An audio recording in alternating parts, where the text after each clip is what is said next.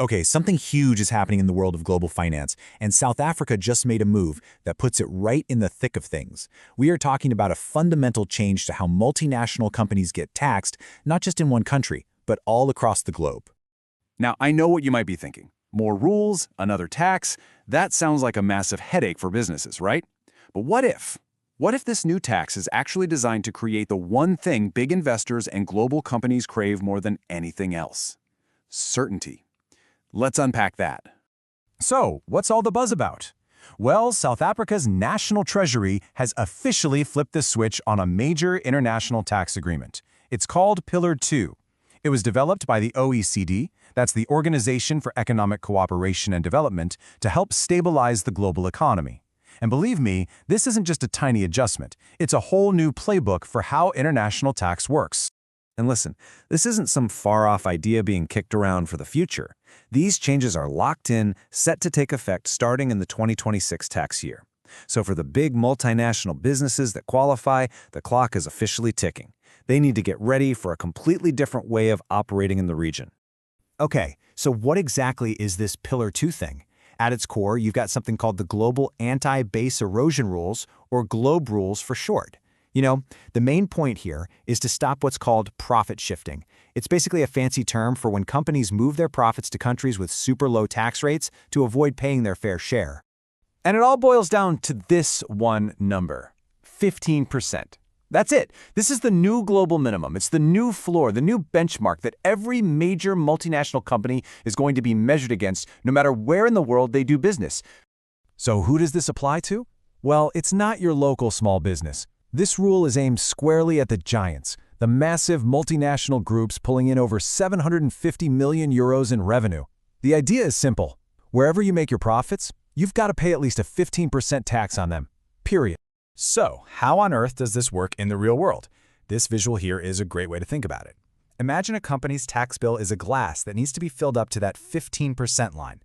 Let's say in one country their profits are only taxed at 10%. That means the glass is only partially full. The GLOBE rules then let another country, maybe the company's home country, step in and apply what's called a top-up tax. In this case, that's another 5% to fill the glass right up to that 15% minimum. Simple as that. Right. So with this whole top-up idea now in play, what does it really mean for businesses? Well, for decades, the name of the game was tax arbitrage, hunting for loopholes and low tax jurisdictions. This new rule completely rewrites the rules of that game. This slide really just lays it all out, doesn't it? The old way was, let's be honest, kind of chaotic. A patchwork of different rules, tons of uncertainty, and companies constantly trying to game the system. The new reality? It's all about creating a level playing field with clear rules, predictability, and everyone on the same page globally. And the message South Africa is sending is crystal clear. They're saying, hey, our competitive edge isn't a race to the bottom on taxes anymore. If you want to invest here, do it for our solid infrastructure, our access to markets, and a stable, reliable environment you can actually count on. And this isn't just about making companies file their taxes differently. It's about attracting serious long-term investment. Believe me, global investors and the people who manage huge pools of capital are watching moves like this very, very closely. Why? Because big money hates surprises. Capital always flows towards certainty.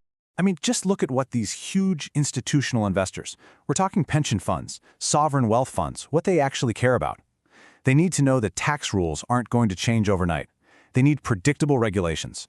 They want to see countries that are aligned with international standards and have strong governance. And they want to know that the country's finances are stable. Well, South Africa's move pretty much ticks every single one of those boxes. So by embracing Pillar 2, South Africa is basically putting up a giant neon sign that says, we're a safe, reliable place to invest. They are rolling out the red carpet, not for flighty, short-term cash looking for a tax loophole, but for stable, long-term investors who truly value predictability. Okay, let's just zoom out for a second and look at the big picture.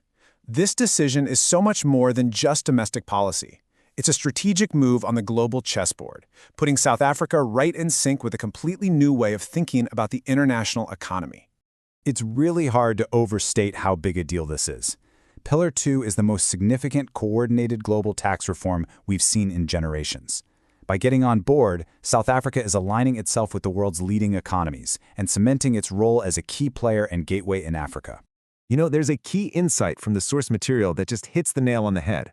This move isn't about holding businesses back. It's about building credibility. It's about proving you can execute on complex global standards. And ultimately, it's about securing your economic competitiveness for the long haul. So all of this leaves us with a really fascinating question to chew on.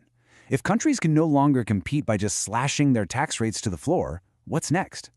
As the financial rules of the game become standardized across the world, where will nations and businesses find their next real competitive advantage?